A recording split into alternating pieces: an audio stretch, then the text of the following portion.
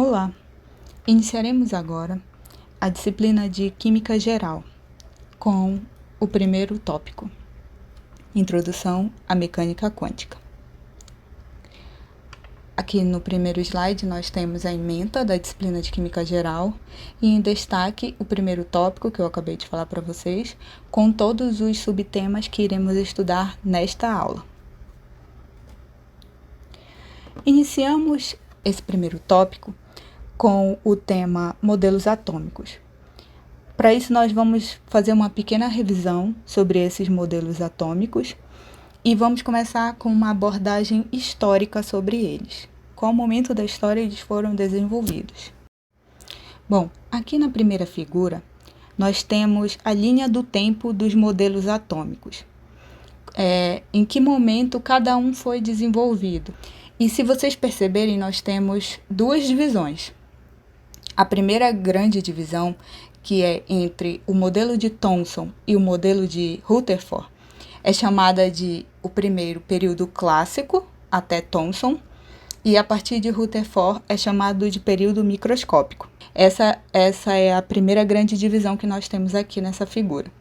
Ainda também temos uma divisão entre o modelo de Demócrito e Leucipo e o modelo de John Dalton. Porque, se vocês perceberem, o modelo de Demócrito foi no século V a.C. e só se volta a falar sobre modelos atômicos em 1803 com a teoria revolucionária de John Dalton. Essas são as duas grandes divisões aqui na nossa linha do tempo. Mas vamos observar a divisão entre o período clássico, até Thomson, e o período microscópico, a partir de Rutherford. Mas o que é essa visão clássica? Por que a gente chama esse período de clássico? Porque nesse período se observava o universo através dos sentidos, das observações do macro, e a partir delas se elaborava um modelo, certo? Que era isso que eles faziam até o modelo de Thomson. Já na visão microscópica, são modelos construídos pela observação indireta, pela observação através do microscópio, ok? Esses modelos eles foram criados para buscar entender e explicar o comportamento da matéria, que era algo que se faziam muitas perguntas sobre o que era a matéria e como ela se comportava, por que ela se comportava de tal forma. O período do Rutherford em diante, ele também é conhecido como um período das partículas, ou o mundo microscópico. Até a ideia de Thomson, a matéria era dita como contínua. Ela não era particularizada, ela não tinha espaços vazios, ela era maciça.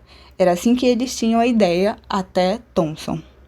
Essa ideia de matéria particularizada, com esses espaços vazios entre elas, entre as partículas que faziam parte dessa matéria, só veio a partir do modelo de Rutherford.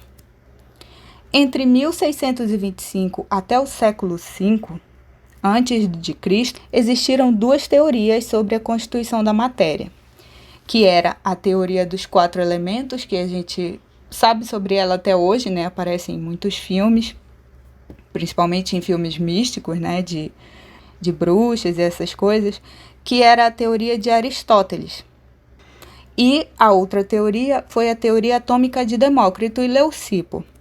Sendo que a de Aristóteles, a dos 4 elementos, era a mais aceita, era dita como a correta.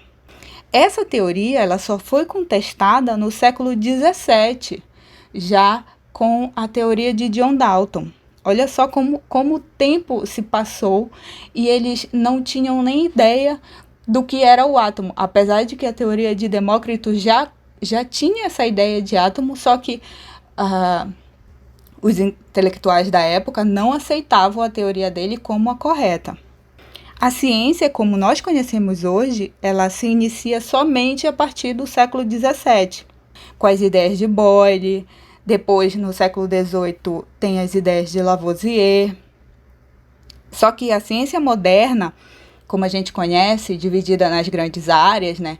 Química, física, biologia, astronomia, entre outras coisas, ela só vai se iniciar desse jeito, né, dentro dessas grandes áreas a partir do século XIX. Na Grécia Antiga, existiam duas visões do modelo atômico. A visão do Leucipo e Demócrito, que era que a matéria era constituída por pequenas partículas, pequeníssimas partículas. Eles diziam que se você quebrasse uma rocha até alcançar o menor pedaço que você conseguisse dela, sem poder dividi-la mais em nenhum pedaço, um pedaço pequeníssimo mesmo, esse seria o átomo. Então, a ideia dele era que o átomo era algo visível, era aquela partícula daquela matéria que você não poderia mais dividir além daquilo, mas ainda assim seria uma partícula visível, palpável, né? Até porque a palavra átomo, que foi dita, né, foi introduzida para essa ideia pelos gregos, ela significa algo que é indivisível, e era essa ideia que eles tinham do átomo. Essa ideia do Demócrito e do Leucipo, apesar de já se iniciar uma ideia que vai se desenvolver mais para frente, né, a partir do século XVII, na época ela não foi aceita, porque, como eu já falei para vocês, a ideia que predominou todos esses séculos foi a ideia de Aristóteles, a dos 4 elementos. Toda a matéria ela seria constituída por ar, terra, fogo e água. Um conceito importante é o de modelo atômico, né? Nós estamos falando sobre os modelos atômicos, sobre a linha do tempo deles, né? Porque nós tivemos vários modelos desenvolvidos durante a história. Mas, professora, o que é esse modelo atômico, né? O que é isso? O que é um modelo atômico? Bom, o modelo atômico ele é um esquema desenvolvido pelos cientistas da época, no caso, né? Que serve para facilitar a compreensão de uma abstração, porque o átomo ele é uma coisa totalmente abstrata, a gente não tem nem como ver, né? E a gente vai aprender alguns conceitos aí para frente, que nem com supercomputadores a gente não consegue ver o átomo em si. A gente vai conseguir calcular uma probabilidade de onde ele esteja, porque é algo tão pequeno que não é palpável nem por equipamentos. Então, o modelo atômico ele serve para a gente compreender de uma forma mais didática essa abstração que é o átomo. Então, ele é uma representação em nível microscópico, no nível das partículas subatômicas, que vão ser descobertas mais para frente. O primeiro filósofo natural, porque eu chamo de filósofo natural? Porque nesse período ainda não existia a palavra cientista. Esse termo ele só vai surgir no início do século XIX. Então, até então, eu vou falar agora de Robert Boyle, né, que é século XVII, eles eram chamados de filósofos naturais. Então, esse primeiro filósofo natural, que foi Robert Boyle, ele vai contestar essa teoria dos 4 elementos de Aristóteles, no século XVII. Ele desenvolveu a ideia de elemento químico. Um elemento químico, ele é o conjunto de átomos que possuem o mesmo número atômico, não é verdade? Por exemplo, se a gente está falando do gás nitrogênio, que é o N2, ele é formado apenas do átomo nitrogênio, tá certo? Aquela substância é formada apenas do átomo nitrogênio. Então, quem vem com essa ideia de elemento químico, a primeira vez vai ser Robert Boyle, no século XVII, para contestar, que já vai começar a contestar a teoria dos 4 elementos do Aristóteles. Essa ideia de Boyle, ela foi aceita por Lavoisier, que foi outro filósofo natural francês, que estruturou todo o seu trabalho a partir dessa teoria, onde o elemento ela é aquela substância em que não se pode mais separar nenhum dos seus componentes. Percebam que cada cientista ele vai montando a sua teoria em cima de estudos anteriores. Nada vem por si só, eles se baseiam sempre em estudos anteriores para poder dar andamento naquelas ideias. No início do século XIX, Agora nós já temos a nossa primeira teoria atômica, de fato. Já vamos começar a falar em átomos como já conhecemos hoje, né? Já bem próximo da ideia de hoje. Essa primeira teoria atômica ela foi proposta por John Dalton, um filósofo, um cientista, que agora nós já temos a palavra cientista, em inglês. Ele queria explicar a constituição da matéria em nível microscópico. O Dalton ele já conhecia a lei da conservação da massa, que foi enunciada por Lavoisier. Qual é essa lei da conservação da massa? Que ela é muito famosa. Na natureza, nada se perde, nada se cria, tudo se transforma, né? Ela ficou resumida nessa frase. O Dalton ele também conhecia as leis das proporções constantes de Proust, que dizia a proporção em massa das substâncias que reagem e que são produzidas numa reação é fixa. Ela é constante e invariável, ou seja, a quantidade de reagentes que nós temos no início de uma reação deve ser igual à quantidade de produtos que são formados no final da reação. Porque essa proporção não pode mudar, ela é constante, ela não varia. E ele também já tinha a ideia de que cada elemento possuía um peso atômico determinado. E isso era que caracterizava esse elemento. Era isso que dizia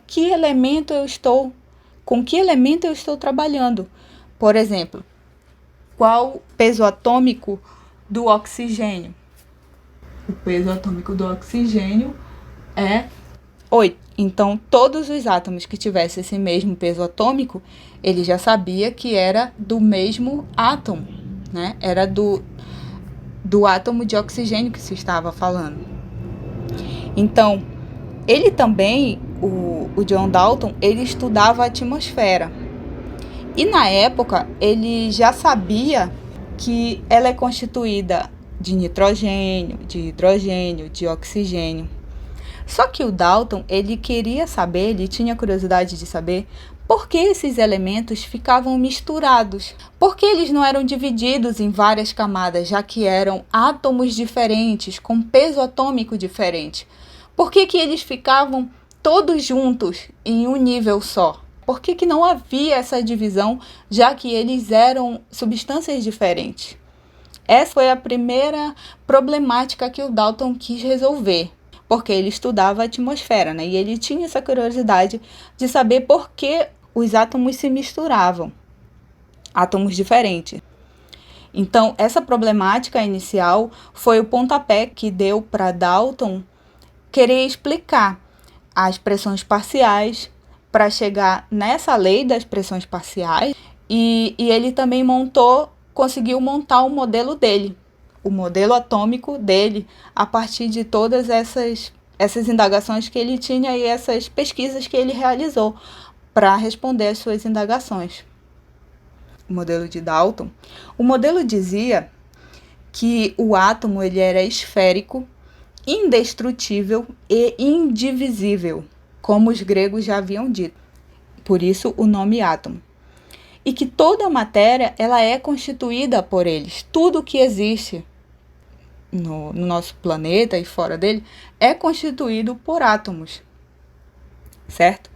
E eles ficavam empilhados, um em cima do outro, no modelo do Dalton.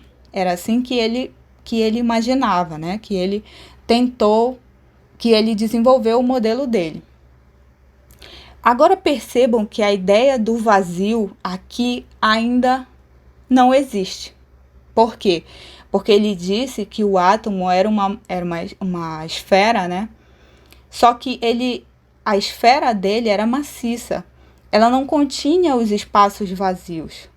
E até mesmo entre os átomos, para formar uma substância, né, uma molécula, para formar matéria, ele via como se não existisse espaços entre eles, já que eles eram empilhados, todos organizados direitinho, então não tinha espaço entre os átomos. Essa ideia de que o átomo é maciço, de que a matéria é maciça, de que ela não possui espaços vazios entre eles, vai ser muito importante e ela vai ser desvendada lá na frente.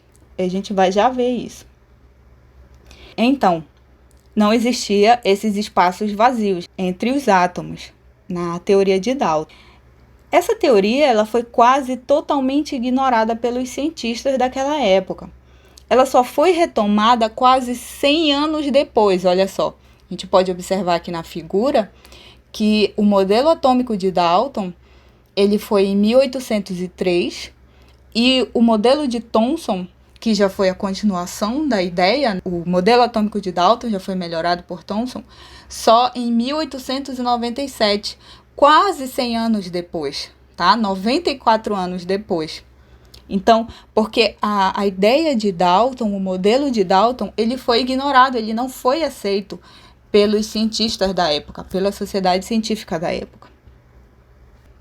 E depois também por Rutherford, que se voltou a pensar sobre essa matéria, sobre modelo atômico, né, sobre o átomo em si. No século XIX, ocorreram vários experimentos extremamente importantes, que esses experimentos modificaram a maneira de ver da matéria. Nós temos esses experimentos importantes. Quais foram? Os raios catódicos, né, que foram estudados pelo cientista William Crookes. Os raios-x, que foram detectados por Röntgen. E Becquerel, ele vai fazer o estudo também da radioatividade, como o Rutherford fazia. Ele percebeu a radioatividade em sais de urânio. Então, esses experimentos foram muito importantes para o desenvolvimento desses futuros modelos atômicos que a gente vai ver agora. Então, a partir todos esses experimentos que eu falei para vocês, que está aqui no nosso slide, eles vão influenciar e exigir um novo modelo atômico que explicasse melhor a matéria. Porque o modelo que o Dalton desenvolveu, ele não dava conta de explicar esses fenômenos que eles observaram nesses experimentos importantes, dos raios catódicos, dos raios-x e da radioatividade. O modelo atômico da época, que ainda era o de Dalton, não conseguia explicar os fenômenos observados nesses experimentos. Então, a partir dos estudos dos raios catódicos, um cientista chamado Joseph Thomson, ele propôs um modelo em que ele identificava a primeira partícula do átomo, que era o elétron, tá? Então, aí, agora nós já temos a ideia de que o átomo é divisível, certo? De que ele não é algo maciço e indestrutível e indivisível. Ele é. Aqui nós já temos a ideia da primeira partícula subatômica, que foi descoberta pelo Thomson, que era o elétron. Já nessa época, existia o estudo da eletricidade, já bem avançado. Já havia também a eletroquímica, os estudos de Faraday também já eram conhecidíssimos. E eles precisavam explicar esses fenômenos da eletricidade. Então, o Thomson elaborou o seu próprio modelo para tentar explicar por que ocorriam esses fenômenos. O modelo dele ainda continua sendo esférico, como o modelo de Dalton. Só que, e também ele ainda tinha a ideia da matéria contínua. Ainda era um modelo maciço. Mas ele colocou algumas cargas negativas em uma massa positiva. Então, a ideia do Thomson era que o átomo tinha uma massa positiva e ao redor ele tinha essas cargas negativas, que era o elétron. O Thomson ele vai introduzir a noção de divisão do átomo e a existência de uma carga positiva também. O foco do estudo, agora do Rutherford, já falando do próximo cientista, né, o Ernest Rutherford, era a radiação, como eu falei para vocês, como o Becquerel. Ele liderava um grupo que foi muito importante para a ciência, um grupo de vários cientistas muito famosos que estudavam o espalhamento de partículas alfa, passando por folhas metálicas finíssimas de ouro. Inclusive, esse experimento que o grupo do Rutherford, o grupo de pesquisa do Rutherford realizou, né, várias e várias vezes, ficou muito famoso na história. Essa figura que está aqui no nosso slide sobre o Rutherford, ela é amplamente divulgada em vários livros didáticos, eu já vi muitos, porque esse experimento foi um divisor de águas. Por quê? O Rutherford, ele sabia que os elementos radioativos, eles emitiam uma radiação. Então, ele resolveu bombardear os átomos de ouro, os átomos dessa placa finíssima, essa plaquinha amarela que está dentro desse anteparo, com essas partículas alfa. Ele observou que algumas partículas passavam direto pelo núcleo dos átomos de ouro, os átomos que compõem a folha de ouro, né? A placa de ouro. E outras partículas alfa que estavam sendo bombardeadas por Rutherford, elas colidiam com os núcleos e assim elas eram refletidas. E outras passavam próximas do núcleo. Núcleo do quê? O núcleo dos átomos de ouro, né, que estão sendo bombardeados. E elas sofriam uma leve inclinação. Então, vamos lá de novo. A placa de ouro está sendo bombardeada, olha só, o feixe de partículas alfa, vocês estão vendo aqui na figura. Então, essas partículas alfa atingem a placa de ouro, algumas passam direto, chegando ao anteparo, outras passam próxima do núcleo dos átomos de ouro e sofrem uma leve inclinação. Olha, vocês estão vendo umas que tem alguns ângulos, para uma linha, um feixe para baixo e um feixe para cima, né? Mas ainda assim atravessando a placa de ouro. E algumas sofrem a reflexão, elas voltam, quer dizer que elas bateram no núcleo dos átomos de ouro e retornaram, tá? Vocês estão vendo esses feixes que voltam para o anteparo, como se quisesse voltar na mesma direção do feixe emitido das partículas alfa. Então, desse jeito, todas as partículas alfa, de acordo com o modelo de Dalton e até de Thomson, né, elas deveriam ser rebatidas, certo? Porque se o átomo é entendido como algo sólido, e entre eles não existia, nem dentro do átomo, nem entre os átomos, não existia a ideia de espaço vazio, então o feixe, né, as partículas de alfa, elas todas deveriam ser rebatidas, elas todas deveriam retornar na direção da fonte dessas partículas. Então, por que algumas ultrapassavam a placa? Por que algumas sofriam inclinação e só algumas retornavam, só algumas eram rebatidas? Esse foi um experimento extremamente importante que levou à ideia de espaços vazios. Então, para explicar esse comportamento, o Rutherford propôs um novo modelo, porque os modelos que existiam não explicavam essa movimentação das partículas alfa, não explicavam esse resultado desse experimento. Então, o Rutherford propôs o próprio modelo, que ficou conhecido, que é também muito visto em vários livros didáticos, até mesmo em tatuagens, né? Que é aquele modelo planetário, né? O átomo em formato planetário, onde o núcleo do átomo ele tem uma massa positiva, como já tinha dito o Thomson, né? E ele introduz a ideia da eletrosfera. Aqui que Rutherford vai começar a diferenciar o modelo dele do último modelo, que foi o modelo de Thomson. Ele introduziu a ideia de eletrosfera, que seria a região onde os elétrons circulavam. Para vocês terem uma ideia, comparando assim grosseiramente, a distância do núcleo para os elétrons, imaginem que o núcleo é uma bola de tênis, tá? Uma bolinha de tênis normal, e os elétrons estão mais ou menos entre 6 a 7 quilômetros de distância dessa bola, tá? Essa que é a distância entre os elétrons e o núcleo do átomo.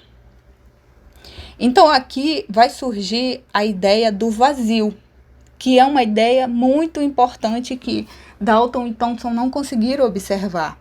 Com a ideia do vazio, até mesmo dentro do átomo, né, de espaços vazios dentro do átomo, é que Rutherford vai conseguir explicar o fenômeno que ocorreu no estudo do espalhamento das partículas alfa que ele fez. Tá ok? Não existia massa entre o núcleo e os elétrons. Essa ideia ela foi essencial para os novos modelos atômicos. Porém, o modelo de Rutherford tinha um problema.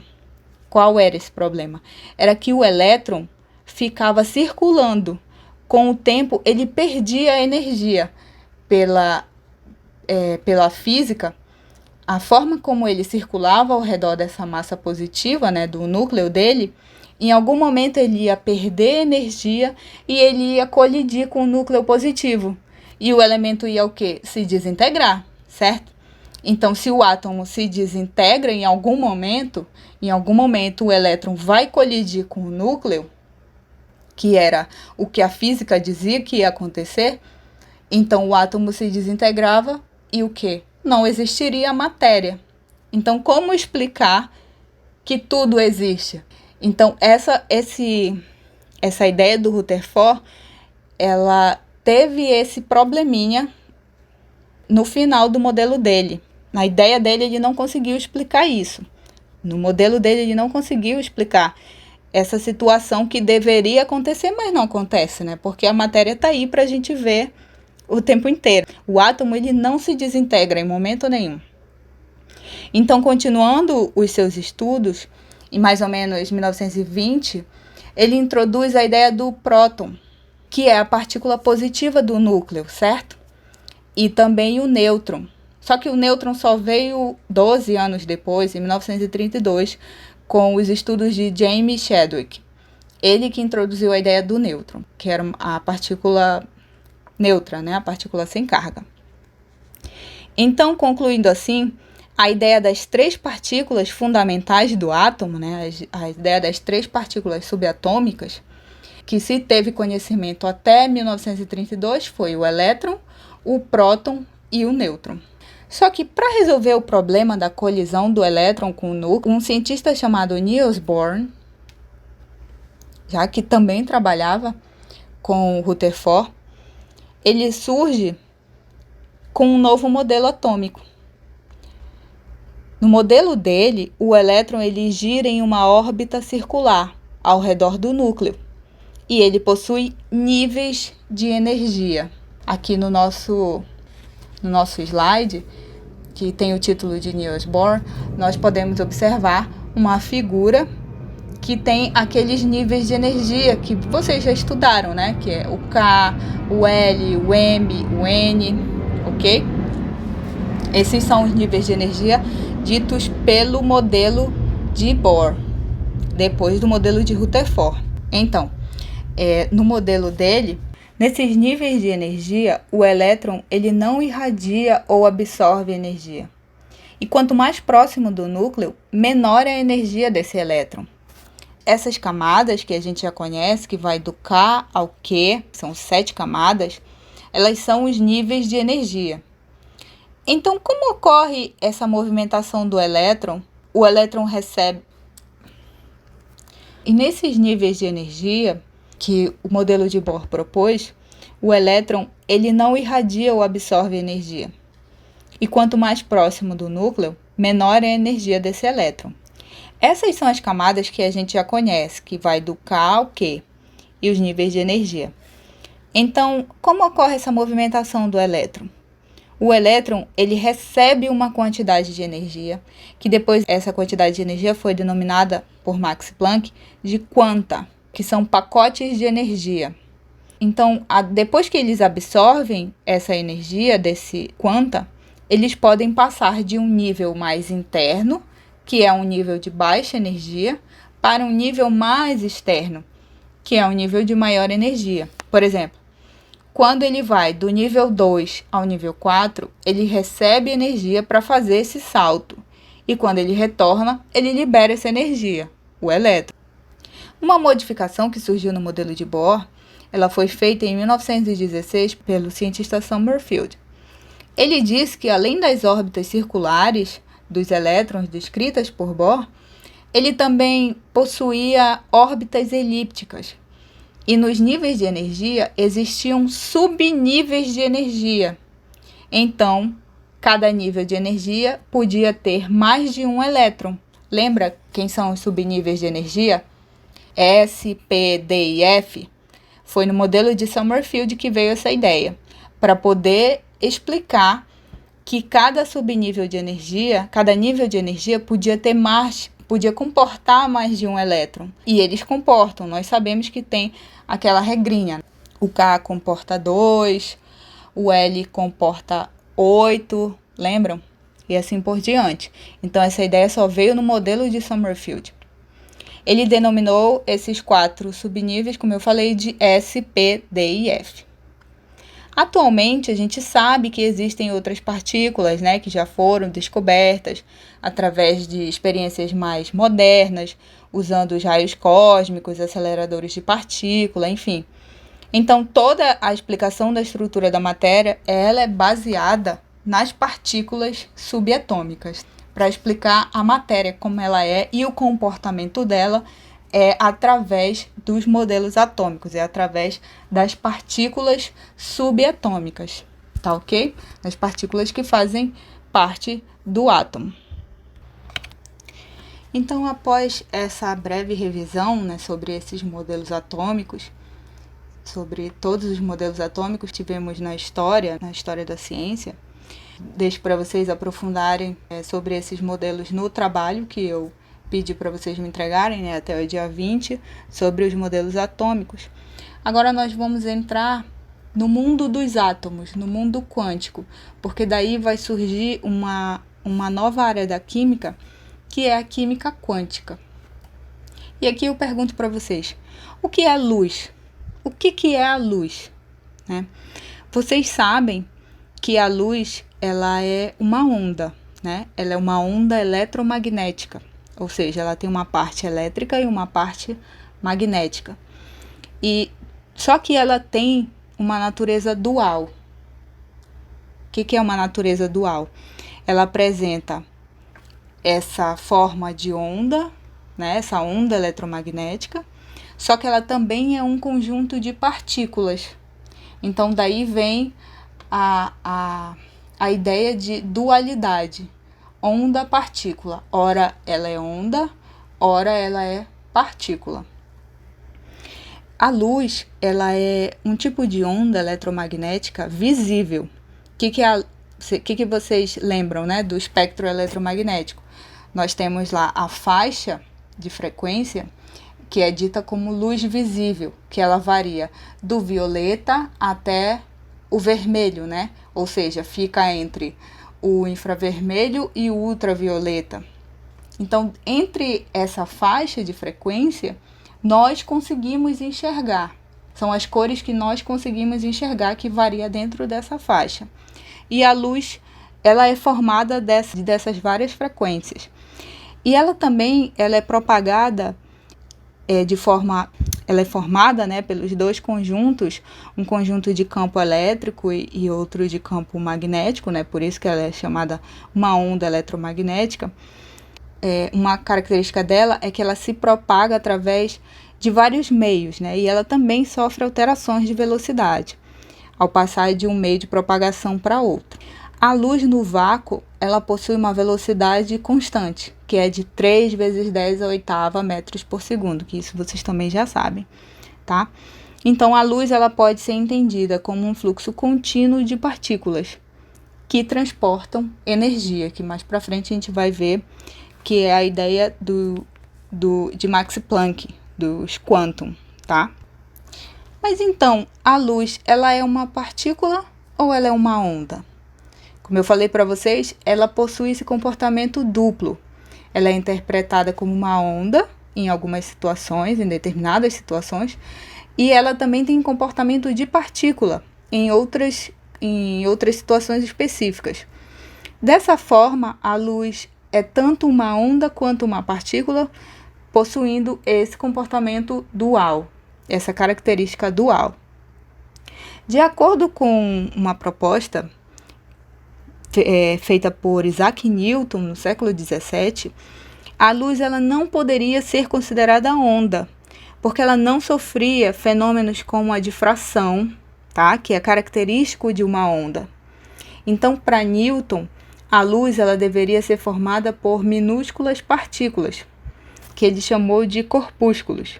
essas partículas, elas possuíam a condição de transportar energia e de sofrer reflexões e refrações também. Então, Newton propôs um modelo denominado de modelo corpuscular da luz, ou seja, ele entendia a luz como uma partícula e não como uma onda.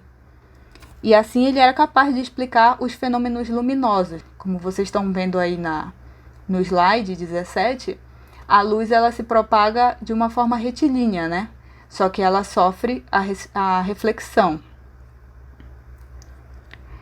O modelo do Newton, ele considerava que a luz era composta por partículas, né, esses corpúsculos, e que emergiam da fonte de luz, dessa fonte luminária.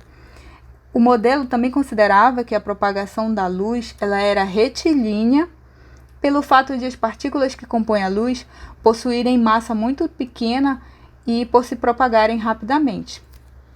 Então, no século XVII, Christian Huygens propôs que a luz deveria ser interpretada com um caráter ondulatório, ou seja, já veio com uma ideia totalmente arbitrária a ideia do Newton, né? De que a luz era composta de partículas. Huygens já disse que a luz deveria ser encarada como uma onda, né? Ela tinha um caráter ondulatório. E no século XIX, com o experimento da dupla fenda, no slide 20, foi realizada por Young, também é conhecido como experimento da dupla fenda de Young. Ele indicou que a luz ela sofre interferência e ela também sofre difração, que são fenômenos característicos das ondas. Aqui, olha, como a gente pode ver no slide 19, a luz ela sofre difração, porque quando aqui, olha, a gente tem uma fonte de luz que emite essa luz e ela é agrupada em uma fenda, certo? Esse raio passa por uma fenda. E depois que a luz passa por essa fenda, ela vai passar pelo prisma. O prisma ele vai difratar a luz nas frequências que ela apresenta. No caso, se for a luz branca, né, ela difrata em todas as cores do arco-íris, né, do violeta até o vermelho. Então, a luz se comporta como uma onda e foi provado por esses experimentos, tanto da difração pelo prisma, quanto do experimento da dupla fenda de Young, que são fenômenos característicos de ondas, né? Já no século XX, com as ideias de Einstein e de Max Planck, eles propuseram que a luz ela era quantizada. Ou seja, o que é quantização? Ela é formada por pacotes de energia. Esse também é outro termo muito comum utilizado nos livros. Pacotes de energia, que são os quantum, ou que depois foram chamados de fótons pelo Einstein. Entretanto, esses cientistas eles não descartaram a ideia ondulatória sobre a luz. Eles vieram para reafirmar a ideia de Newton de que a onda é composta por partícula, mas eles não abandonaram a ideia de Huygens, que dizia que a luz também tinha um caráter ondulatório. Então, em 1873, o físico Maxwell, um físico inglês, ele desenvolveu uma teoria matemática do eletromagnetismo, que conduzia a uma equação de onda que previa a existência de ondas eletromagnéticas, como eu falei para vocês, que se propagavam com velocidades que podiam ser calculadas pelas leis da eletricidade e do magnetismo também, e que coincidiam com os valores medidos para a velocidade da luz, que é de 3 vezes 10 a oitava metros por segundo, certo? Então, o Maxwell ele definiu que a luz consistia em ondas eletromagnéticas, de comprimento de onda extremamente curto, visível a olho nu, que variava de 400 até 700 nanômetros, tá? Como vocês podem ver aqui no slide 22, o campo elétrico se propaga em uma direção, na linha vermelha, e o campo magnético se propaga perpendicular, que é a linha preta. Essa foi a contribuição do físico Maxwell. De acordo com a física clássica, no século XIX ainda, qualquer objeto muito quente, ele deveria devastar a região em volta dele, com as suas radiações de alta frequência. Porque um corpo humano, por exemplo, com 37 graus, ele deveria brilhar no escuro. De acordo com a ideia da física clássica, qualquer corpo absorvia energia e deveria emitir em forma de luz. Ou seja, não existiria de fato a escuridão. E para explicar isso, a solução para esse problema ela foi apresentada em 1900 pelo físico alemão Max Planck, que defendeu a ideia de que o que ocorria era uma troca de energia entre a matéria e a radiação através de quanta, como eu já falei para vocês, que são aqueles pacotes de energia, a energia particularizada. O Planck ele focalizou a atenção dele nos átomos quentes de um corpo negro que oscilavam rapidamente. A sua ideia central era que, ao oscilar na frequência, em uma frequência determinada, esses átomos só poderiam trocar energia com a sua vizinhança em pacotes de magnitude igual à equação, onde E, que é a energia, é igual a H vezes a frequência. Esse H ele ficou conhecido como constante de Planck, que é igual a 6,626 vezes 10 a menos 34 joules por segundo. Então, as diferentes radiações, tanto as visíveis, que são as cores que nós podemos enxergar, quanto as invisíveis, que são os raios-x, os raios gama, ultravioleta, infravermelho, as micro-ondas e as ondas de rádio, nós conseguimos distinguir elas por causa dos seus comprimentos e frequências que são diferentes. É como se fosse a identidade delas. O comprimento de onda ele é a distância de dois picos consecutivos em uma onda, e ele é representado pela letra grega lambda. Já a frequência é o número de ciclos completos que aquela onda eletromagnética faz por segundo, tá? E a unidade é o hertz. Essas duas grandezas elas são inversamente proporcionais, ou seja, quanto menor o comprimento de onda, maior a frequência e também a energia da radiação. Por isso, então, temos a equação. Comprimento de onda é igual à velocidade da luz sobre a frequência, tá? Essa maneira de estudar e entender a luz explicou muitos fenômenos, como também o modo da propagação dela. Só que havia alguns aspectos que essa teoria não explicava, sendo que o principal tratava-se da cor que determinados objetos emitiam quando eram aquecidos.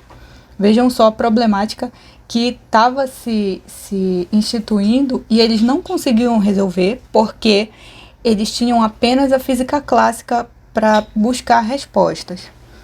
Todo objeto que se encontra em temperatura ambiente, ele é visualizado, porque ele reflete a radiação em determinada frequência e em determinado comprimento de onda, claro, que corresponde à sua própria cor. Por isso que nós podemos enxergá-lo. Então, todo objeto vai refletir a luz. No entanto, no caso de objetos que estão em temperaturas altíssimas, muito, muito altas, eles não refletem alguma luz que incidiu sobre eles. Eles, na verdade, vão emitir luz própria em intensidade suficiente para visualizarmos, né? Para a gente poder enxergá-los.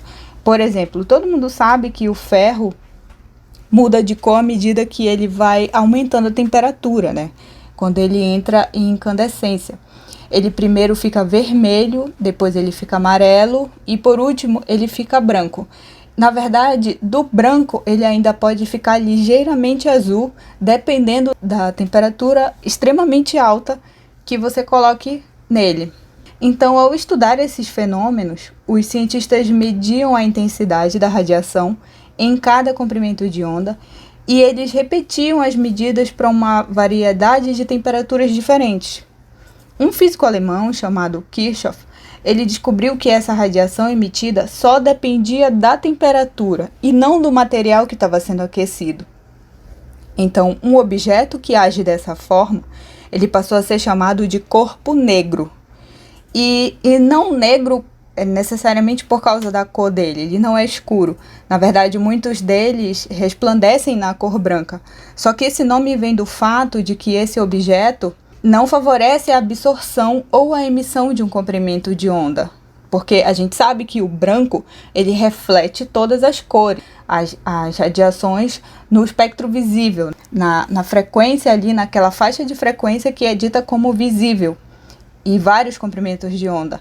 E o preto não, ele não reflete nenhuma cor. Na verdade, o preto ele vai absorver toda a radiação. Por isso que quando a gente está com uma roupa mais escura, né, uma roupa preta, que a gente sai de dia e tá um calor insuportável, é porque o preto vai absorver a radiação. O branco ele reflete, mas o preto ele absorve. É por isso que nós sentimos mais calor. Então, quando esses cientistas eles buscaram explicar essas leis da radiação para o corpo negro, os dados obtidos experimentalmente dentro do laboratório, eles não se mostravam compatíveis com o que a teoria ondulatória de Maxwell dizia. Por isso, na verdade, pior do que isso, os resultados apontavam para uma situação catastrófica, que ficou amplamente conhecida na história como catástrofe do ultravioleta. A física clássica ela dizia que qualquer corpo negro, né, qualquer corpo que absorvesse energia a qualquer temperatura, não nula, né, diferente de zero, deveria emitir uma radiação ultravioleta muito intensa. O que quer dizer isso? Que o aquecimento de qualquer objeto levaria a uma devastação de tudo ao seu redor, por meio dessa emissão de radiações com altas frequências. Inclusive o corpo humano, ou seja, nós com 37 graus, né, que é o normal para o nosso corpo, nós brilharíamos no escuro. Mas a gente sabe que não é isso que acontece, né? Ninguém brilha no escuro. Então a explicação correta só veio em 1900, pelo físico matemático alemão chamado Max Planck, que disse que a energia ela não era contínua. Ela, como se pensava anteriormente, né? Como sempre se pensou. A teoria dele dizia que a radiação é absorvida ou emitida por um corpo aquecido, não sob a forma de ondas, mas por meio de pequenos pacotes de energia, como eu já falei para vocês. Planck veio com a ideia dos quantum, né? Dos pacotes de energia discretos. Também a gente vai encontrar nos livros assim. Ele deu esse nome porque no latim significa quantidade. Então, os pacotes de energia que a radiação emitia ou absorvia, que o corpo absorvia, não é de forma contínua, é de forma particularizada. É em forma de pequenos pacotes de energia, os quantum, ok? Que passa a ideia de unidade mínima, uma quantidade mínima que é necessário para você fazer aquele corpo absorver ou emitir energia. No caso, essa teoria de Planck vai ter um grande suporte pela teoria do efeito fotoelétrico, que eu vou falar mais adiante para vocês, do Albert Einstein, algum tempinho depois, logo em seguida. Então, já que o quantum ele é uma unidade definida de energia proporcional àquela frequência, foi a partir daí que surgiu a teoria quântica, é daí que surge uma nova fase na física, que é a física moderna. A partir daí, eles começam a ter outros conhecimentos para explicar esses fenômenos que a física clássica não conseguia explicar. Além disso, o Planck ele forneceu uma função importantíssima que nós usamos até hoje, é extremamente importante na teoria quântica, e que ela determina a radiação das partículas oscilantes que emitem radiação em um corpo negro. A equação é que a energia é igual a H vezes Ni, que é a letra grega que simboliza a frequência. Esse H é a constante de Planck, que ele obteve através de cálculos matemáticos, o valor de 6,626 vezes 10 a menos 34 joules por segundo. Essa constante ela é uma das mais importantes no mundo até hoje, no mundo quântico, e ela é fundamental para o entendimento de vários conceitos e interpretações físicas e químicas também.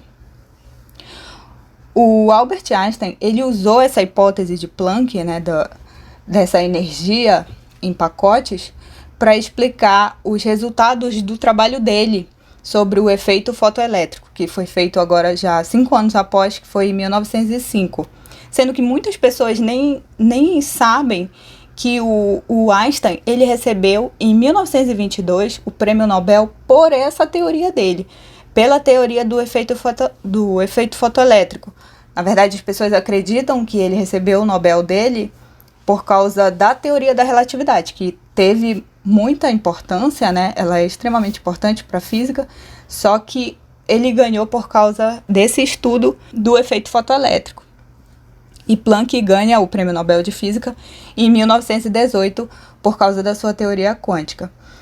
Então, é importante lembrar vocês que o modelo da dualidade onda-partícula da matéria é utilizado até hoje, é importante até hoje.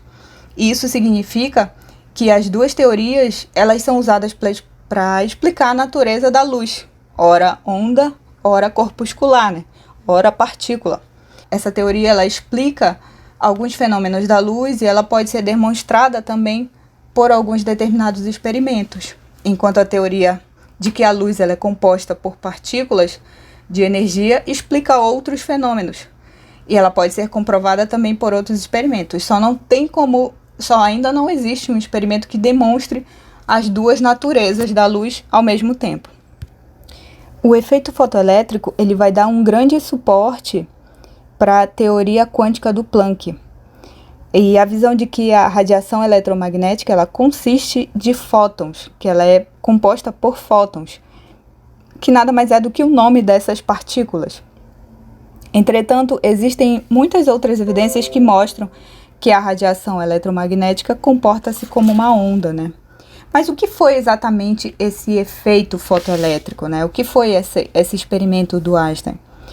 É quando uma radiação vai incidir sobre uma superfície metálica e dependendo da quantidade de energia que essa superfície metálica vai receber, é possível que um elétron seja ejetado dessa superfície.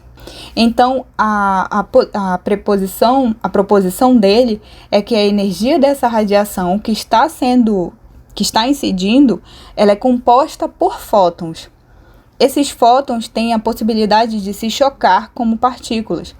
Então, na hora que esse fóton incide sobre a superfície, ele atinge aquele elétron. E se a energia que o fóton atingiu o elétron for maior ou igual à energia mínima que o elétron está ligado, ela consegue fazer com que ele seja ejetado. E o excedente de energia vai ser disperso na forma de energia cinética de movimento. Então, a energia cinética, ela é a energia incidida, né? Que é a constante de Planck vezes a frequência, menos a função trabalho. O que é essa função trabalho? É a energia mínima que esse elétron desse material, né, dessa superfície metálica, vai precisar para poder ser ejetado dela, para ele poder sair da sua eletrosfera. Então, cada material tem um valor de função-trabalho específico, tem uma energia mínima necessária para poder ocorrer essa ejeção desse elétron. O fóton que colide com o elétron, em seguida, ele sofre um espalhamento, como acontece no experimento do Rutherford, lembra que eu falei para vocês? Quando esse fóton incide, ele atinge esse elétron e se ele conseguir atingir, né, a função trabalho, esse mínimo de energia, o elétron é ejetado e aquele excedente de energia que ele recebeu sai como energia cinética, só que esse fóton vai ser desviado. Ele vai sofrer o que nós chamamos de espalhamento, que na verdade ficou conhecido como efeito Compton, que ela vai acontecer no momento da incidência desse fóton, quando ele entra em contato com o elétron. E aí ele é espalhado com um comprimento de onda maior. Por que maior? Porque a energia agora ela é menor. Lembrando que comprimento de onda e energia são inversamente proporcionais, né? Já que ele transferiu uma parte dela, né? O fóton transfere uma parte da energia dele para o elétron, para que ele seja ejetado. Então, se a radiação eletromagnética, que por um longuíssimo tempo ela foi interpretada apenas como onda, né, apenas como caráter ondulatório, e na verdade agora se sabe que ela tem o caráter corpuscular, né? Ela é também formada por partícula. Será que a matéria, que desde a época de Dalton ela foi entendida como constituída por partícula, ela também pode ter um caráter ondulatório? Então, em 1925, o cientista francês Louis de Broglie, que ele era até um nobre, ele propõe que já que a onda, né, a radiação, ela tem propriedade corpuscular, ela tem esse caráter de partícula, a matéria deve ter também propriedades ondulatórias. A matéria deve também ter esse caráter dual. Então, ele propõe que para todo elétron em movimento está associada a uma onda característica, ou seja, aquela matéria apresenta características de radiação. A energia dela pode ser calculada através da equação de Einstein, onde a energia é igual a massa vezes a velocidade da luz ao quadrado. Então, logo eu sei que a massa é igual a energia sobre a velocidade da luz ao quadrado. E para uma partícula, o produto da massa pela velocidade é chamado de momento linear. É simbolizado pela letra P. Então, essa expressão ela pode ser escrita de uma forma mais simples como a relação de de Broglie, foi a relação que ele encontrou, que é lambda igual a H, que é a constante de Planck, sobre o momento linear, que é P.